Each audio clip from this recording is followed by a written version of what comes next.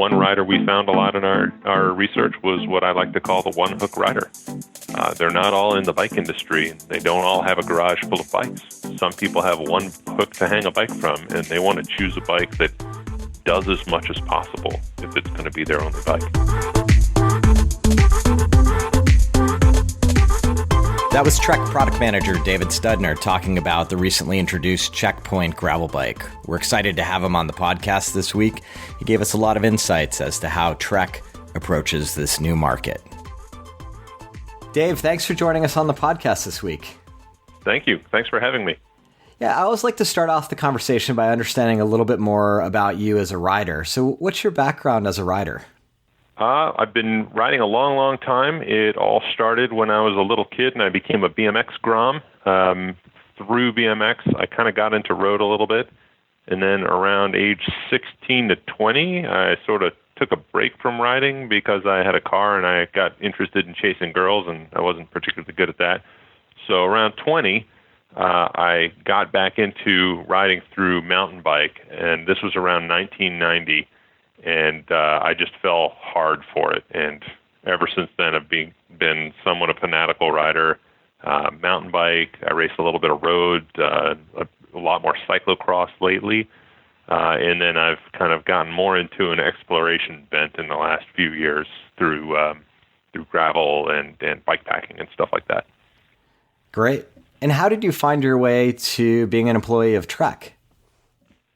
Interesting story. I was actually chasing a girl, and I caught her. She won a teaching fellowship here in Wisconsin and invited me to come along. I couldn't say no. And knowing that I'd need a job, I sent a resume to Trek. I had already been in bike retail for some years at that time and got the job here. At the time, it was supposed to be a one-year deal, and now nearly 14 years later, we are happily married and living in Madison, Wisconsin. Perfect. And how did your role at Trek evolve? Did you start out in product management, or were you doing something else at the company? I entered the company through the sales department as an inside rep, which is the inroad for many employees here at Trek. We kind of call it the farm. And then from there, we often move on to other positions. Once I decided to stay in Wisconsin, I knew I wanted to work in product. I just didn't think there'd be anything cooler than getting a chance to actually make stuff. Absolutely. And at a scale that Trek operates on, I'm sure those product decisions are really thrilling to make, knowing the number of riders that you impact with any given product. For sure. We reach a lot of riders, but at the same time, it's stressful because these decisions are impactful, they're important, and you're answering the needs of a very, very broad range of people and dealers, and yeah, things have to be done carefully. Did you find yourself more in off-road model product management or road along the way? So I am a assistant product manager in the City Bikes division, and City Bikes is kind of the catch-all for the everything else. This means bikes like fitness hybrids, leisure bikes, our electric bikes, and then in recent years we have taken on the adventure bikes, which I am solely responsible for, and that includes our venerable 520 touring bike, and the 920 and 1120 off-road touring and bike packing bikes. And then most recently, I got the opportunity to develop the Checkpoint gravel bike, which is what we're talking about today. Yeah, it's really interesting as you described kind of your personal interest in off-road riding and mountain biking, and later how, like for many of us, that evolved to just general adventure riding. It's interesting professionally, I imagine, to see all that come together and finally get a crack at a gravel bike on behalf of Trek. Yeah, it's a pretty awesome responsibility and opportunity, and seeing how even now gravel seems like a very big, well-established category, but it's really kind of the Wild West. I mean, there's still a huge variety of things and concepts being developed and ideas about how they're being used. The requests we get from our dealers in various regions about what they'd like to see are all over the map. It's super exciting in that way. Yeah, it's interesting that you bring that up because I've personally have seen my interest in gravel come from a lot of different directions. I do, like you, have a pretty solid mountain biking background, but my interest in gravel really came from the more adventurous side of cycling. I started to become really interesting in the idea of bike packing and following those ultra endurance races like the Tour Divide and things like that. And while I'd only done a minimal amount of bike packing myself, I saw the appeal of it, and I started to see the appeal of being less speed orientated and more adventure orientated. And, those were some of the trends that led me to become passionate about gravel cycling.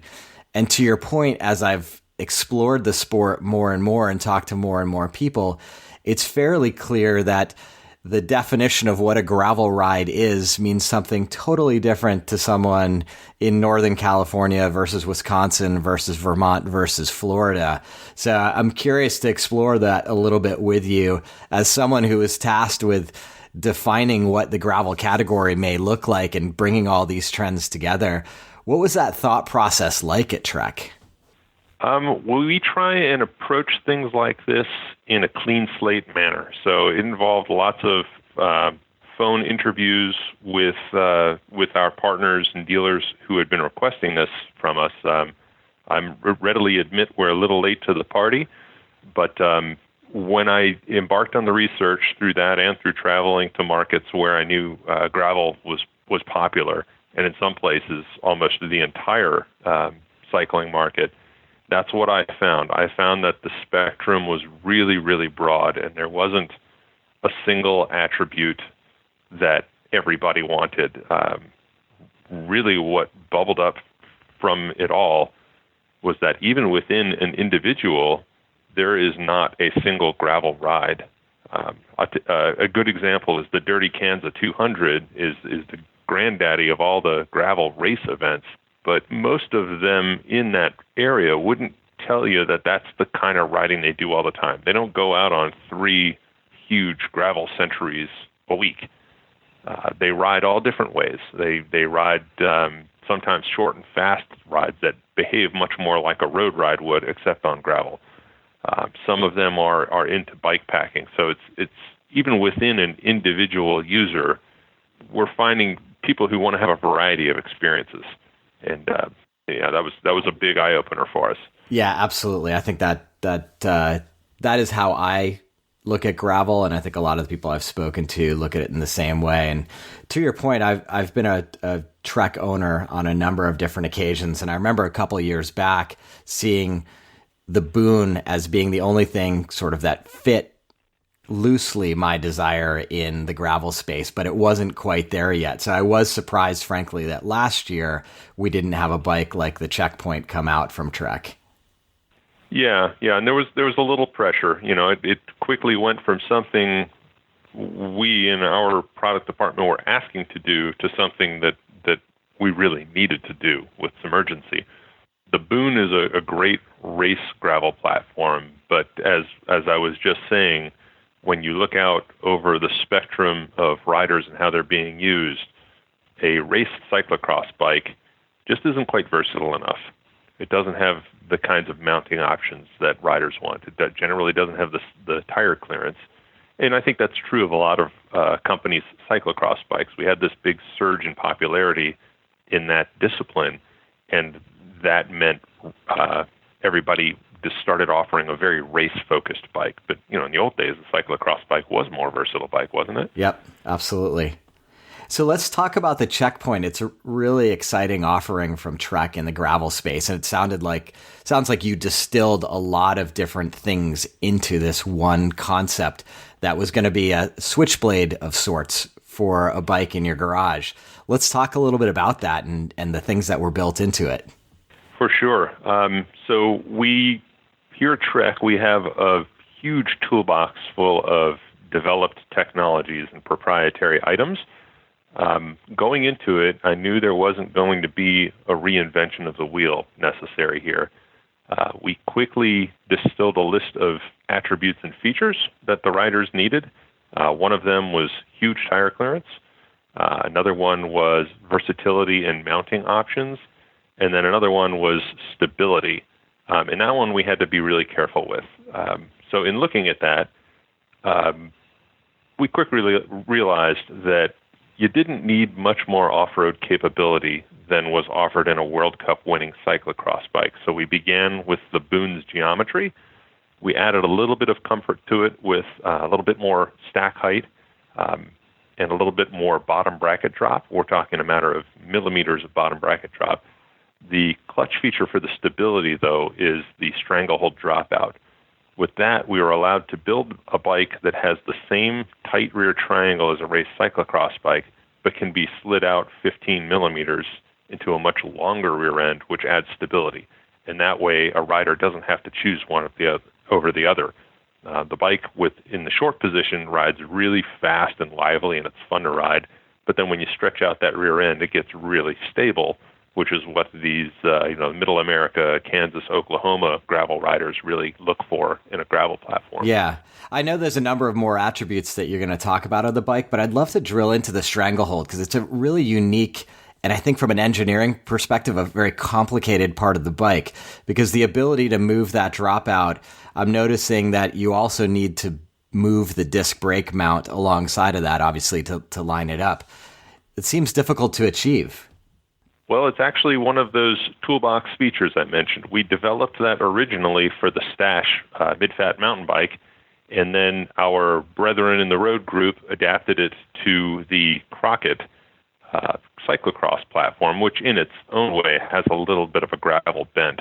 So the pieces for this already existed, and what it entails is a couple of precision machined dropout inserts, and the one on the left side in particular ties the axle directly to the brake mount. So when you move them, they move together and alignment is not disrupted between the two.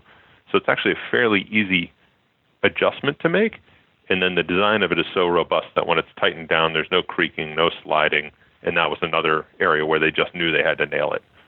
Yeah, it's really interesting for my listeners who haven't seen a picture of it. I encourage you to go check it out because I just think it's a fascinating piece of engineering there in the bike. So I noticed you've also gone with the dropped drive side chainstay and a lot of different mounts, which I think is interesting and important. Can you talk a little bit about those decisions as well? Absolutely. So the drop stay on the drive side is about the only practical solution to address the problem of road drivetrains. Gravel bikes are still designed around road drivetrains, which by nature are designed around skinny tires and wheels. We wanted a great big tire. We wanted relatively short chainstays. And when you start cramming all that stuff together, things start to bump into each other. So one way that we relieved that clearance is by doing the asymmetric dropped stay, which creates a little bit more tire clearance on that drive side of the tire. The mounting features, the water bottle mounts in particular, were kind of a happy accident. The design engineer on this project, his name is Travis Brown, not the famous racer Travis Brown. He had this idea that he wanted to be able to fit 3 water bottles in the front inside of the main triangle by putting an extra mount high on the main triangle and then mounting the lower bottle as low as possible, and then the bottle on the seat tube goes up. I thought it was a pretty ingenious idea, but my research had shown that lots and lots of riders are using frame bags and half frame bags. And I said, that sounds great, but we can't have the water bottle encroaching on the bag space. And we went back and forth, and then he quickly realized that all he had to do was poke another couple of holes in the frame, create a couple of mounting options so that seat tube bottle can be mounted in a high position or a low position, and now we can accommodate both needs with a simple movement of the bottle cages. And that'll work on any of the bikes from 56 and up.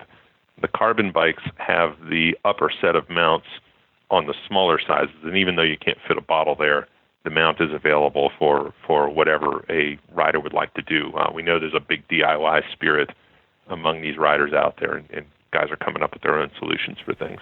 Right. And then you've also got eyelets on the top for a top of the frame bag and some stuff on the fork as well, right? That's correct. The fork mount will accept the bag and rack system we developed for the light touring bike called the 720, as well as conventional front racks. we're seeing more and more of that. I think people are starting to realize that loading weight on the front of a bike for light touring adds stability and makes the bike a little easier to manage, handles a little bit more in a balanced manner. So we've got the mounts there. The mounts on the top tube are for, just as you pointed out, triathlons.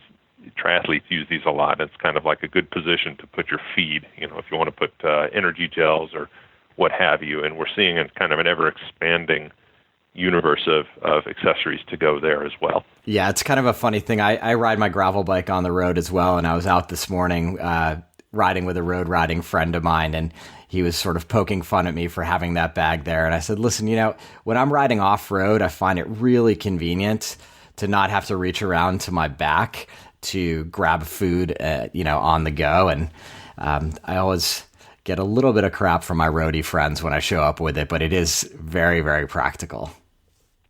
Yeah, it's very practical. You have it there, and instead of rooting around in a pocket you can't see, you can look down and see what your inventory is, how much you've eaten. The gravel events that are popping up all over the place are incredibly grueling. So any of these comfort adders are a big deal to the riders who do this kind of riding and racing. Yeah, absolutely. And that's a whole other area of conversation, I think, is the wide variety of events that are cropping up, from, ultra endurance events like Dirty Kanza, as you mentioned, to all these different types of challenges that I think are really pushing the potential of the types of adventures you can have on these kind of bikes, which I think is really invigorating for the sport. It really is. And what I kind of brought back to the organization from the research was that in a lot of ways, this feels very much like mountain biking did in the 90s. There's a lot of discovery happening. There's a lot of rider-driven innovation happening. I know there's been, if you follow the chat boards, there's some people out there that think this is an industry-driven trend, and it's exactly the opposite. The rider is driving this trend and driving the innovation and the demand to create things, and they're rewarding companies who make the things that they want. It's not enough for you to say that my cyclocross bike can be ridden on gravel. They want a product that's optimized for the experience they want to have. Yeah, I couldn't agree with you more, especially your analogy about mountain biking in the early 90s. I remember that time there was a lot of innovation around equipment. And as far as the racing went, I was in the mid-Atlantic at that point. When I saw a new race on the calendar, it was really about finding new terrain and having a camping experience and just having a good time at the event versus like a very hardcore race scene. And I really enjoyed that. And I absolutely see the parallels in the gravel racing scene. I think many of us are looking at events as part of our vacations and saying like, oh, it'd be great to go to Rebecca's Private Idaho or the Crusher and the Tusher to do a big event, but experience new terrain and push how our equipment will work in those environments. For sure. And another aspect, and I didn't think of this at the time when mountain biking exploded, but one of the greatest things about mountain biking is it gave people an opportunity to go cycling without worrying about automotive traffic. And we know that deep down, that's kind of what built up gravel. It's scenic and it's rugged and it's beautiful, but in a lot of the places where this is so popular, it happens because these are the most safe roads to ride from a traffic perspective. Yeah, absolutely. Even here in the Bay Area in Northern California, I love being able to ride up the dirt climbs and then descend on the roads. I find myself able to piece together rides where I'm just interacting with so much less traffic that the day out there just feels safer in some ways. For sure. And it's much more serene. Yeah, absolutely. Well, we've covered a little bit about the type of rider you had in mind when you conceived of the Checkpoint. It's curious in Trek's lineup because you do have bikes closely on either side of this, whether it's the Boone platform or the Domain gravel disc. Who is the ideal rider for the Checkpoint, and what would push them either way towards a Boone or a Domain gravel disc? So the short answer is everybody. Checkpoint is hugely popular already. Comparing it to a bike like the Domani Gravel or the Boon, it kind of picks up where they leave off. Those bikes are a little bit more specific. Domani Gravel has kind of an interesting genesis in that we've made the Domani for several years, and it's one of our most successful road platforms. And it has always been capable as a multi-surface bike or a gravel bike. It's not quite what you'd want for something like Kansas, where the gravel's exceptionally harsh and rough. But for the gravel and crushed limestone trail and all of that stuff that zigzags all across the country, it's fantastic. So we built a version of it with the Schwalbe G1 tire, basically to demonstrate its capability. Our dealers had these bikes on their racks with a slick tire, but the lesson learned there is that it's not enough to say the bike can do it. The rider comes in the store and they want to see the bike ready to do the job they want it to do. So we did that bike, and we actually did it while the Checkpoint development was taking place. And then knowing that Checkpoint was going to come down the pike this spring and really answer those needs. And then as we spoke about earlier, the Boon has evolved into a full-on race weapon. It is an excellent race cyclocross bike, but it lacks the mounts. It does not have the kind of tire clearance that these riders are demanding. So we wanted to make sure we offered a package that just had it all. And again, back to rider type, one rider we found a lot in our research was what I like to call the one-hook rider. They're not all in the bike industry, and they don't all have a garage full of bikes. Some people have one hook to hang a bike from, and they want to choose a bike that does as much as possible if it's going to be their only bike.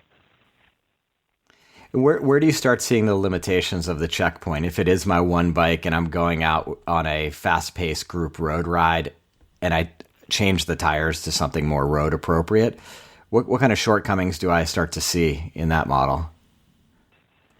Really nothing more than weight. It is a little bit heavier. It's no Amonda, so you're not going to want to climb in the Rockies as much as you would like to on a specific lightweight bike. But that's really it. It's geared like a road bike. It's got a little bit broader range, but that's exactly what I do with mine. I have 3 sets of wheels with different tires on them for different flavors, and I can get up in the morning and put a set of wheels with a 28C road tire on and hang with the fast group ride without any trouble. And then I can also lever on some gravel tires and do what we like to call the urban traipse, where we do a sort of road ride connecting some of the little municipal mountain bike trails and whatnot. And you can do anything on it. I'm going to race it in the cross season this coming season. It's extremely capable. I mean, it's not a hardcore single track mountain bike, but it's definitely the most capable drop bar bicycle we've ever made, I think. Yeah, I think riders are often surprised when they do invest in a good quality gravel bike that it can play in a lot of different areas. I'm like you. I swap out a 700C wheel set with slicks on it to road ride my gravel bike. And yes, I feel like I'm maybe losing a little bit of performance in the climbs, but frankly, it's usually my legs that are hurting me more than the bike. And it does everything you need it to do. And I certainly advocate for anybody out there considering buying a new bike to consider gravel bikes as something that can do it all. Yeah, absolutely. And as people here inside the organization and outside have gotten the bikes, I've heard unprompted from a number of people that this is the only road bike I need. If they're not hardcore road racers, they're finding that this bike will do anything on the road they need a road bike to do with all of that added capability. How do you see the category evolving for Trek? I think the reception of the bike has been super strong. It's clearly a well thought out platform, and everything I've read suggests it's a great riding bike. What do you think that means for Trek in the future of this category? Well, we kind of have a script in the way we do and create lines of bikes. I could already tell you that there's some people that say, this thing is awesome, where's the SLR? And they want a bike that's 2 pounds lighter and has a much more race-specific bent. Products like the Open SUP are already out there that are essentially our Amanda type concept built into a gravel platform. And then I think there's going to be some other demand for something that's even a little grittier and a little more rough and tumble, something a little closer to a drop bar mountain bike that maybe even accepts more tire. We're looking into all of that, and we're aware of our place in the spectrum of offerings. Most of our dealers these days carry a vast majority of their product in their stores with us, so we need to be sure that we're introducing products that work for all of them, so that it's not confusing. Because every time you introduce a new product, your customers have to think, well, how's this going to live in my store? What am I gonna put it next to? So we'll proceed carefully. We think this line of bikes is really, really solid from the get-go, and then from here we will see what we can do to make it even more successful. Yeah, absolutely. I mean, I think it's a extremely well thought out bike from everything you've built into it that I've seen. It looks like a great platform. I'm sure, as you said, you'll get people wanting the higher end version of that bike very readily. It is curious to think about the more rugged side of that market. And that's the one where I feel like there's a lot of personal preference and choice about what you intend to do. That's going to be complicated, I would imagine, as a product designer to figure out what are the attributes of that more ruggedized bike, and is there a large enough market to make it interesting for a company like Trek? For sure, and we pondered this even in the development of Checkpoint. One of the biggest questions that came up was, do we accommodate 650B or not? And the reason, in that case, the reason we chose not to is we looked at our history with mountain bikes. We've got some recent history with 27.5 wheel sizes. The market demanded that we offered lots of things that way, but the riders quickly figured out what we thought we already knew, which was that the 2.9er wheel just rolls over things better. We think it's going the same way in gravel. There are some good reasons to run 650B, but at the core of it all, we believed that it was because there just weren't good tire offerings in 700C in the kinds of widths and treads, and that's changing rapidly. So we decided we would stay with that. Yeah, I'm glad you brought that up. It's been a frequent part of conversations I've had on this podcast about 650B wheels. I happen to enjoy them here in my home terrain in Marin County simply because I ride a lot of very mountain bike oriented terrain. So having that additional tire volume really makes sense for me. But I'm the first to acknowledge that in other territories, it wouldn't make sense whatsoever. And particularly if you were a less aggressive rider potentially than I am on the mountain bike-y style stuff, it really doesn't make a lot of sense. Yeah, it's definitely got some benefits. Another issue with large diameter wheels is you add the wheel, then you add the tire, and all of a sudden, like we talked about with the drop stay, things start bumping into each other. So making really small bikes is a bigger challenge. Gear range, for instance, when you go to a much larger tire, you're actually having an effect on your final drive. So thankfully, Shimano has come out with some broader cassettes, and I think we'll continue to see that happen. You know, it's driven not just by gravel, but by road. People are always looking for better climbing gears. But yeah, in the here and now, what we're seeing now is tire companies are taking the risks, and they're making really good assortments of off-road capable gravel tires in 700C. Like we rate the bike to fit a 45. We fit a 45 generously. So there's a lot of stuff you can do out there now. Yeah, and I'm actually interested in Shimano's new clutch derailleurs for the roads, the gravel side, because I think that's going to make a big difference when you're running multiple chain rings in chain slap, etc. Sure. And in my opinion, it's been a long time coming. I've seen the value of it for a long time. When I started racing cyclocross several years ago, I even hacked a mountain bike derailleur and SRAM system together because I saw the value of a clutch derailleur for chain management there. I think that's going to be a big one. You know, it's going to help chain management, broader gear ranges are going to be easier to manage with something like that. Yeah, I think that makes a ton of sense. Well, David, I wanted to thank you for the conversation. I really learned a lot. It was great to understand a little bit more about how Trek is approaching the category and to drill in a little bit more about the checkpoint and who it was built for. So have I missed anything in the conversation that you'd like to add? Not that I can think of. We're super excited about it. Our customers are excited about it. It seems like it's been very well received. So we're going to keep our foot on the gas. Well, that's awesome. I appreciate the time. Hey, thanks so much for having me. I really enjoyed that conversation with David this week. Learned a lot about Trek and the checkpoint bike and some of the attributes that they built into it and the vision they have for the growth of the gravel category within the Trek Bicycle Corporation. As always, I welcome your input. Please feel free to reach out to me on Instagram at The Gravel Ride or directly via craig@thegravelride.bike. In order to grow this podcast, I'd appreciate you taking a moment and offering us a review on Apple iTunes or your favorite podcast platform.